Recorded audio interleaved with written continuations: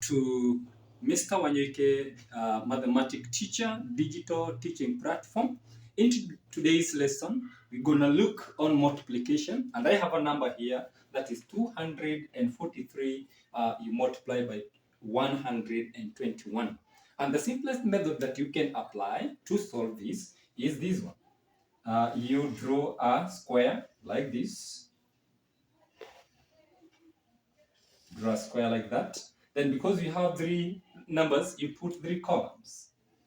The column number one, the column number two.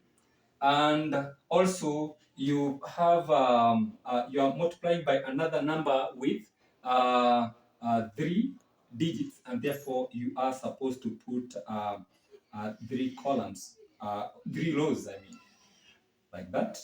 And that becomes the first number. You put a multiplication sign there, and the first number, which is 243, you put it here, 2, 4, 3. And the other number, which is 121, you put it here, 121. Then you put the diagonals in each and every square here, this minor square, the small square. You put a diagonal like that here, you put a diagonal here, and it proceeds up to there. Then in this, you put a diagonal, this one, and a diagonal there, and also a diagonal there. Then here, you repeat the same diagonal up to that point, and here you put another diagonal. Having done that, then you start to multiply the numbers. 1 you multiply by 2, you get is 2, and therefore you are supposed to write 0, 2, 0, 2 there. And then 1 you multiply by 4, you get 4, and therefore you write 0, 4. If a number is less than 10, you should start with a 0, then the other number you write in the other space. Then 1 you multiply by 3, you get 3, and the answer becomes 0, 3. Then 2 you multiply by 2, you get 4, and therefore you get 0, 4.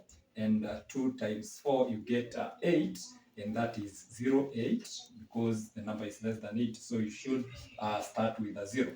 Then 2 you multiply by 3, you get 6, and therefore you write 0, 6. And 1 you multiply by 2, you get 0, 2, that is 2. Then 1 you multiply by 4, you get 0, 4. And 1 you multiply by 3, you get 0, 3. Then having done that, you start addition. You write 3 here, the last digit, you write it there. Then all the numbers in between these diagonals, the two diagonals, the numbers between the two diagonals, you add them. That is 6 plus 0, you get 6.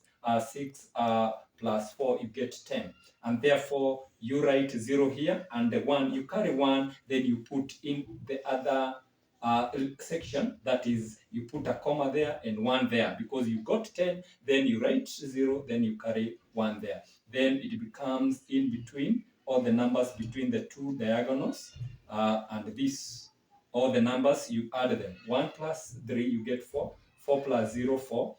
0 plus 8, you get, that is 4 plus 8, I mean, you get 12. Then 12 plus 0 is 12. 12 plus 2, you get 14. And because you got 14, you write 4 there, carry 1, and that 1 you carry to transfer it to the other space that is there, and you add all the numbers in between these two diagonals. You have two diagonals here, and therefore you add 1 plus 0, you get 1. Then 1 plus 4, you get 5. 5 plus 0, you get 5. And 0 plus 5, you get still 5. And 5 plus 4, you will end up getting 9. 9 plus 0, you get 9. And therefore the answer there should be 9. Then you go to the last part, and that is the last two diagonals. The numbers in between, we have 0, 2, and 0. And if you add them, all of them, you end up getting 2. And therefore, you just drop the 2 there. And here, because there is only 0 which is remaining, there is no need of writing the 0. And our answer becomes 29,403. And therefore, we can write our answer here as 29,403. That is our answer. And therefore, this is the simplest method, and you can adapt this method so that you can improve on your mathematics skills. Till next lesson, bye-bye.